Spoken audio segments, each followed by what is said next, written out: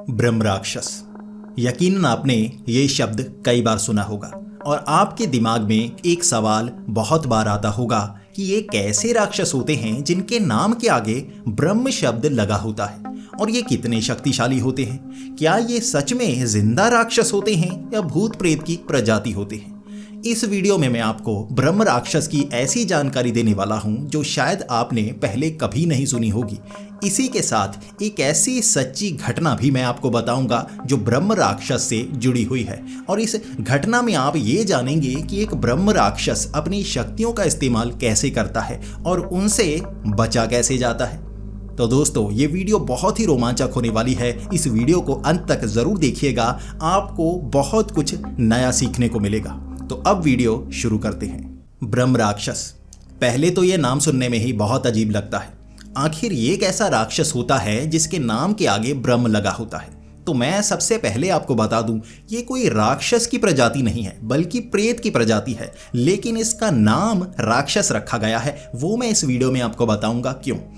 तो प्राचीन काल में ही हिंदू धर्म में ये बातें बताई जाती थी कि जब किसी ब्राह्मण की मृत्यु होती है और वो ब्राह्मण बुरे कर्म करता है और बुरी इच्छाएं रखता है, तो मरने के बाद वो प्रेत आत्मा ब्रह्म राक्षस कहलाती है। अब साधारण आत्माएं भी प्रेत बनती हैं, लेकिन उनके पास वो ज्ञान नहीं होता जो पारलौकिक शक्तियों का इस्तेमाल कर पाए। लेकिन एक ब्राह्मण जो पारलौकिक शक्तियों का इस्तेमाल करता है, वो ज्ञान रखता है, वहां पर वो अपनी शक्तियों का इस्तेमाल करके साधारण प्रेत नहीं कहलाता बल्कि ब्रह्म राक्षस कहलाता है। और ऐसे ब्रह्म राक्षसों के पास शक्तियां होती हैं हमारी इस दुनिया पर असर डालने की। साधारण प्रेत इतना शक्तिशाली नहीं होता, किसी को इतनी जल्दी मार नहीं सकता, लेकिन एक ब्रह्म राक्षस किसी को बड़ी आसानी से मार सकता है। लेकिन क्योंकि किसी समय में वो ब्राह्मण रहा होता है, उसके पास वो ज्ञान होता है, इसलिए वो इंसानों से दूर रहते हैं। और ज्यादातर माना गया है ऐसे ब्रह्म राक्षस किसी पीपल के पेड़ पर निवास करते हैं। अब सबसे पहले तो आपको ये समझना होगा कि एक ब्राह्मण जब मरने के बाद जो बहुत ज्यादा ज्ञान रखता हो और बुरा हो, वो ब्रह्म राक्षस बनता है। अब साधारण इंसान जो ब्राह्मण नहीं है वो भी ब्रह्म राक्षस बन सकता है। अब ये दोनों लाइनें एक दूसरे को काटती हैं और आप समझ नहीं पा रहे होंगे असल में मैं कहना क्या चाहता हूं। तो हमारे ग्रंथों में लिखा हुआ है और साफ साफ हमारे श्रीमद् भगवत गीता में लिखा हुआ है कि कोई भी ब्राह्मण जन्म से ब्राह्मण नहीं बनता बल्कि कर्म से ब्राह्मण बनता है। श्रीमद् भगवत गीता में ये श्लोक है कि चातुर्वर्ण्यम मया सृष्टम गुण कर्म विभागशः। इसका अर्थ होता है कि इस सृष्टि में गुण और कर्म से हम विभाजित होते हैं, और कोई भी जो वेद पुराण पढ़ता है, जो ये ज्ञान ले लेता है, भले ही वो किसी भी घर में जन्म लिया हो, वो भी ब्राह्मण कहलाएगा, क्योंकि उसके पास पारलौकिक ज्ञान और धार्मिक ज्ञान होगा तो वो ब्राह्मण होगा। लेकिन अगर वो बुरे कर्म करता है तो वो भी एक ब्रह्म राक्षस ही बनेगा। अगर एक ब्राह्मण जिसके पास कोई ज्ञान ना हो लेकिन उसने जन्म एक ब्राह्मण के घर में लिया हो और उसके गुण और कर्म ब्राह्मण जैसे ना हो, तो वो ब्राह्मण नहीं कहलाता। ये श्रीमद् भगवत गीता में साफ साफ लिखा हुआ है। अब हम अपने टॉपिक पर आते हैं। तो ब्रह्म राक्षस यानी कि ब्राह्मण जो ऐसा ज्ञान रखता है, अगर वो बुरे कर्म करता है, किसी स्त्री को तंग करता है, किसी कमज़ोर को तंग करता है और अपना जो ज्ञान है उसका गलत इस्तेमाल करता है, तो मरने के बाद वो प्रेत आत्मा ब्रह्म राक्षस बन जाती है और हमारी धरती पर भटकती रहती है। क्योंकि एक ब्राह्मण पीपल की पूजा करते हैं और पीपल के पेड़ के नीचे दिए जलाए जाते हैं, और ज़्यादातर आपने देखा होगा छोटा सा मंदिर पीपल के पेड़ के नीचे बनाया जाता है। अब उनके बनाने का कारण भी मैं आपको बताता हूँ।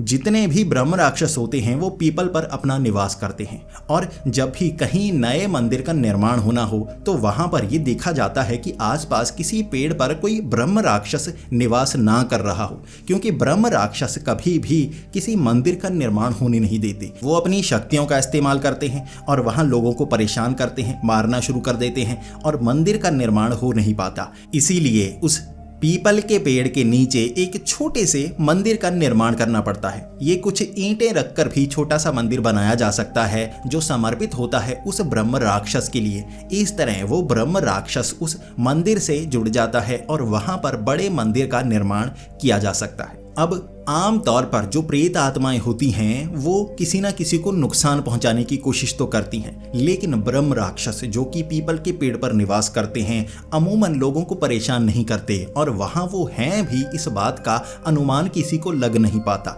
लेकिन अगर कोई उस पेड़ को काटने की कोशिश करता है तब ब्रह्म राक्षस अपना रूप दिखाते हैं और उसे डराते हैं। इसके बाद उसके जीवन में कष्ट आने लगते हैं, और एक ब्रह्म राक्षस अगर किसी से नाराज हो तो उसे बहुत ज्यादा कष्ट दे सकता है जिसका निवारण नहीं हो सकता, और अगर किसी से बहुत ज्यादा खुश हो जाए तो उसे वरदान दे सकता है और वो चीजें दे सकता है जो उसने कभी सोची भी नहीं। और कई ऐसी बीमारियां जो शरीर में पाई जाती हैं, ऐसे ब्रह्म राक्षस उन बीमारियों का भी निवारण कर सकते हैं। तो दोस्तों, अब ये थी ब्रह्म राक्षस की जानकारी। अब मैं आपको एक ऐसी सच्ची घटना की जानकारी देता हूं जो ब्रह्म राक्षस से जुड़ी हुई है। तो ये कहानी लगभग 400 से 500 साल पुरानी है। ये कहानी है मध्य प्रदेश की। अब मध्य प्रदेश में एक नया बना गांव था जहां पर कोई मंदिर नहीं था। अब कुछ लोगों ने नदी के किनारे रहना शुरू कर दिया क्योंकि वहां पर जो फसल लग रही थी वो बहुत अच्छे से पनप रही थी, इसलिए खाने पीने की कोई कमी वहां पर नहीं हो रही थी। धीरे धीरे गांव बड़ा होता गया, लेकिन उस गांव में कोई भी मंदिर नहीं था। इस तरह गांव वालों ने सबसे पहले तो ये सोचा कि हमारे गांव में भगवान हमारी सुरक्षा करेंगे, इसीलिए एक मंदिर का निर्माण तो करना होगा। अब उस गांव में जितने भी लोग रहते थे वो मंदिर में माथा टेकने के लिए 2 से 3 किलोमीटर का सफर तय किया करते थे। पास में कुछ पहाड़ियां थी, कुछ खाली इलाका था, काफी दूर तक उन्हें सफर तय करना पड़ता था, तब जाकर वो मंदिर में माथा टेक कर आते थे। अब उन्हें उस गांव में ऐसे ही मंदिर का निर्माण करना था। तो उस गांव में एक ब्राह्मण था जो अपने घर में छोटा सा मंदिर बनाकर वहां पर माथा टेका करता था, पूजा पाठ का कार्य किया करता था और लोगों की सेवा भी किया करता था। उसको मंदिर बनाने का कार्य सौंपा गया। अब गांव वाले उसके साथ मिलकर काम करने वाले थे, लेकिन उन्होंने जिस स्थान को चुना था कि वहां पर मंदिर बनाया जाएगा, वहां पर कई पीपल के पेड़ लगे हुए थे और उन्हें पता नहीं था कि उनमें से एक पीपल के पेड़ पर एक ब्रह्म राक्षस रह रहा है। अब इसके बाद वहां पर कई पेड़ों को काटा गया ताकि जमीन को साफ किया जा सके। अब ये जंगली सा इलाका था, यहाँ पर बहुत सारी झाड़ियाँ लगी हुई थीं, बहुत सारे पेड़ पौधे लगे हुए थे, तो उन्होंने सफाई का काम शुरू कर दिया। पहले तो पीपल के पेड़ को काटा नहीं जाना था, लेकिन जब कई पेड़ों को काटा गया तो जमीन थोड़ी कम पड़ गई और उन्होंने अनुमान लगाया था कि इतनी जमीन पर मंदिर का निर्माण किया जाएगा।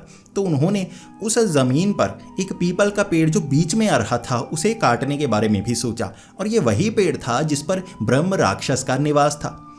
उस पेड़ के आसपास जितने पेड़ों को काटा गया, ब्रह्म राक्षस ने अपना रूप नहीं दिखाया, कुछ नहीं किया, किसी को पता तक नहीं चला। लेकिन शाम के वक्त उस पेड़ को काटने का काम शुरू हुआ था।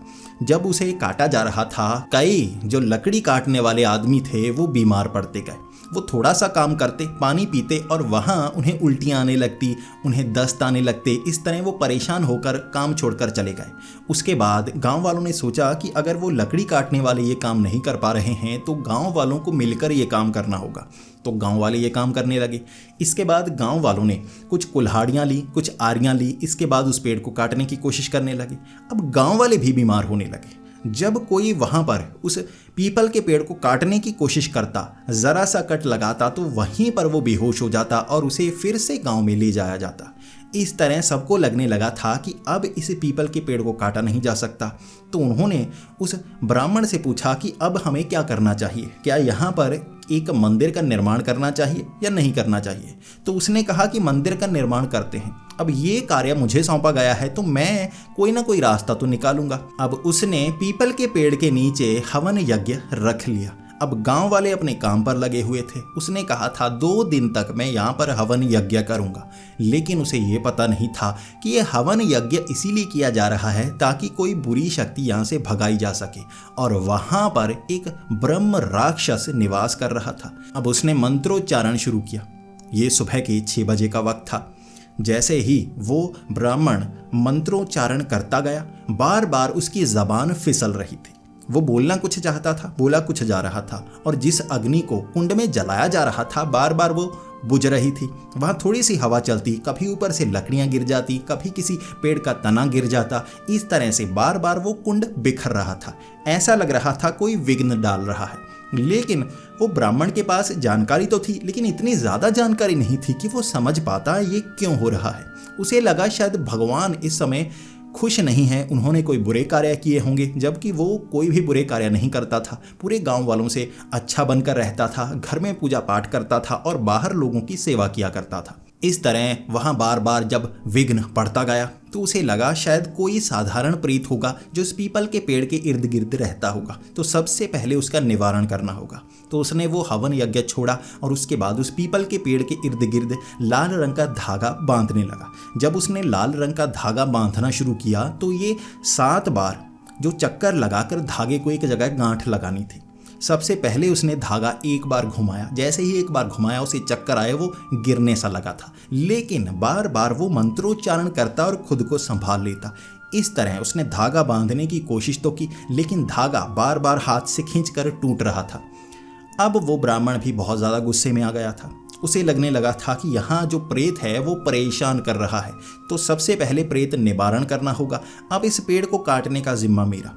तो उसने मंत्र पढ़ने शुरू कर दिए, साथ में उस पेड़ पर कुल्हाड़ी मारनी शुरू कर दी। इस तरह उस पेड़ को वो काटता गया और वहाँ पर विघ्न तो पड़ रहे थे, उसकी सेहत थोड़ी थोड़ी खराब तो हो रही थी, लेकिन मंत्रोच्चारण करता करता वो पेड़ को आधा काट चुका था। इसके बाद वो थक भी गया था, तो उसने सोचा अब मैं थोड़ा खाना खा लेता हूँ। दोपहर का समय था, वो खाना उस पेड़ के नीचे ही खाने लगा और यहीं से परेशानी शुरू हो गई। उसके बाद खाना खाते खाते उसे बहुत ज़्यादा मिर्ची लगी। जब उसने पानी किया तो उसे उल्टी आ गई। उसके बाद उसकी जो ज़बान थी वो हिल नहीं पा रही थी, वो बोल नहीं पा रहा था। इसके बाद उसकी सेहत बहुत ज़्यादा बिगड़ने लगी। अब उसे यहाँ प्रेत का निवारण करना था और मंदिर के लिए इस पेड़ को काटना था, लेकिन अब वो ये कर नहीं पा रहा था। इसके बाद अब उसे गांव में ले जाया गया और पूरा दिन वो बोल नहीं पाया, क्योंकि उसकी जो जीभ थी वो काफ़ी फूल चुकी थी, सूज चुकी थी किसी कारणवश, शायद मिर्च के कारण उसे लग रहा था। इस तरह वो दिन तो ऐसे निकला, लेकिन उसके अगले दिन उसकी सेहत और ज़्यादा बिगड़ती गई। उसका शरीर काला हो रहा था, वो अजीब अजीब हरकतें कर रहा था। सुबह सुबह हर रोज़ वो पूजा पाठ किया करता था, लेकिन अगली सुबह इतना बीमार था कि पलंग से उठ नहीं पाया, खटिया से उठ नहीं पाया। इसीलिए वो 12-1 बजे तक वहीं पर बैठा रहा। उसके बाद वो उठा। अब वो लोगों को गालियाँ निकालने लगा था। इससे पहले उसने अपनी ज़बान पर कभी भी ऐसे बुरे शब्द नहीं लाए थे, लेकिन अब वो बाहर निकलकर शब्द बोल पा रहा था, लोगों पर गुस्सा कर पा रहा था। उसकी सेहत तो ठीक हो चुकी थी, लेकिन उसकी आदतें खराब हो गई थी। लोगों से झगड़ा करना, 2-3 दिन वो लोगों से झगड़ा करता रहा। मंदिर की बात तो वो करना नहीं चाहता था, बल्कि लोगों से झगड़ता गया, लोगों से गाली गलौज करने लगा। और 2-3 दिन बाद लोगों ने देखा कि वो मांस और मछली का सेवन भी करने लगा है। वो एक ब्राह्मण था जिसे एक मंदिर का पुजारी बनाया जाना था। वो बहुत अच्छे आचरण का था, लेकिन अचानक कुछ ऐसा हुआ कि वो गाली गलौज करने लगा, लड़ाई झगड़े करने लगा। इसके बाद वो मांस और मछली का सेवन करने लगा। तो गांव वालों को पता लग गया कुछ ना कुछ तो गड़बड़ हो चुकी है, जिस कारण इसका व्यवहार बदल चुका है। ये पुराने वाला वो लड़का नहीं है, ये कोई और बन चुका है। तब उन्हें यह भी समझ में आ गया था कि इसके पास इतना ज्ञान नहीं है कि ये समझ पाए इसके साथ हो क्या रहा है। तो उस गांव से काफ़ी दूर जो मंदिर था वहाँ उसे ले जाया गया। अब उसे मंदिर के अंदर ले जाया जा रहा था, वो मंदिर के अंदर जाने को तैयार नहीं। उस मंदिर के जो 2 पुजारी थे उन्होंने पकड़कर उसे वहाँ पर बिठाया। वहाँ साधना विधि थी वो की गई। उसके बाद उन्हें पता चला कि इस पर एक ब्रह्म राक्षस का साया है, इस कारण ये सब वो कर रहा है। एक ब्रह्म राक्षस एक ब्राह्मण की आत्मा होती है जो प्रेत आत्मा बन चुकी होती है, और वो कहीं ना कहीं भटक रही होती है और निवास स्थान बनाने के बाद उसे अपना घर बना लेती है। घर टूटने के कारण वो लोगों पर प्रकोप बनकर टूटता है, और इस पर भी वो प्रकोप बनकर टूटा है। इसके आचरण को उसी ने खराब किया है। इसके बाद अब वो पंडित पुजारी फिर से उस गांव में पहुंचे और उन्होंने वो पेड़ देखा जो आधा कट चुका था। तब उन्होंने कहा कि इस पेड़ के ऊपर ब्रह्म राक्षस का साया है, ये साधारण प्रेत नहीं है, और ये यहाँ पर किसी भी तरह इसको वो पूजा पाठ वो मंत्रोच्चारण करने नहीं देगा। तब उन 2 पुजारियों ने वहाँ बैठकर मंत्रोच्चारण शुरू कर दिया था। बार बार विघ्न पड़ रहे थे, लेकिन वो 2 पुजारी थे, इसलिए ब्रह्म राक्षस कुछ कर नहीं पा रहा था। और ये पुजारी काफ़ी पुराने थे, ये ऐसे ब्रह्म राक्षस से सामना कर चुके थे, इसीलिए उन्होंने मंत्रोच्चारण किया, श्रीमद् भगवत गीता का पाठ शुरू कर दिया। और जैसे जैसे मंत्रोच्चारण चलते गए वो ब्रह्म राक्षस शांत होता गया। इसके बाद उस पेड़ को नीचे से बांधा गया और वहाँ पर एक छोटा सा मंदिर बनाया गया, कुछ ईंटों से छोटा मंदिर बना दिया गया और वहाँ दिया जला दिया गया। तब उन पुजारियों ने कहा कि ये मंदिर हमेशा यहीं पर रहना चाहिए, आप बाकी जगह पर मंदिर का निर्माण अब कर सकते हैं, कोई भी यहाँ किसी को रोकेगा नहीं। इसके बाद वो लड़के पर जो उस ब्रह्म राक्षस का साया था वो भी उतर गया और अब वो सही हो गया था और अपने ये जो कार्य किए थे उसका पछतावा कर रहा। तब उन पुजारियों ने बताया था ब्रह्म राक्षस किसी समय एक ब्राह्मण ही हुआ करता था, लेकिन बुरे कार्य करने के कारण वो प्रेत आत्मा ब्रह्म राक्षस में बदली। लेकिन उसे ज्ञान जरूर होता है पारलौकिक, लेकिन वो इन मंत्रों को अच्छी तरह से पढ़ नहीं पाता। अगर उसके सामने कोई और ऐसे मंत्रों को पढ़े, वो इन पाठ को उसके सामने सुनाए, तो एक प्रेत आत्मा जो ब्रह्म राक्षस बनी होती है वो आज़ाद हो जाती है और वहाँ से चली जाती है। अब उस ब्रह्म राक्षस को आज़ाद तो नहीं किया गया, लेकिन शांत कर दिया गया था। बाद में वहाँ पर मंदिर का निर्माण हुआ और वो वहाँ का पुजारी बना। इसके बाद वहाँ पूजा पाठ करवाए गए और वो ब्रह्म राक्षस माना गया कि उस गांव की उसके बाद से रक्षा करने लगा। और वो ब्रह्म राक्षस खुश हो गया था, इसलिए गांव की रक्षा करने लगा, रक्षक बना और आपदाओं से उनकी सुरक्षा करता रहा। तो दोस्तों, ये थी वो घटना जो काफ़ी पुरानी सुनाई जाती है मध्य प्रदेश में, एक ब्रह्म राक्षस जो गांव की आज तक सुरक्षा करता रहा है और उसे उस मंदिर के आसपास कई लोगों ने देखा है, ये कहा जाता है, लेकिन वो किसी को नुकसान नहीं पहुंचाता क्योंकि वो शांत हो चुका है। जो उसे चाहिए था वो ले चुका है, अब उस मंदिर के कारण वो किसी का बुरा कर नहीं सकता। तो दोस्तों, आपको ये कहानी कैसी लगी, आपको ये वीडियो कैसी लगी और आपको ये जानकारी कैसी लगी, प्लीज़ कमेंट्स में ज़रूर बताएं। अगर आपको ये वीडियो अच्छी लगी हो तो इसे लाइक और शेयर करें और ऐसी ही वीडियोस देखने के लिए हमारे इस चैनल को सब्सक्राइब कर लें। तो मिलते हैं अगली वीडियो में, तब तक के लिए नमस्कार।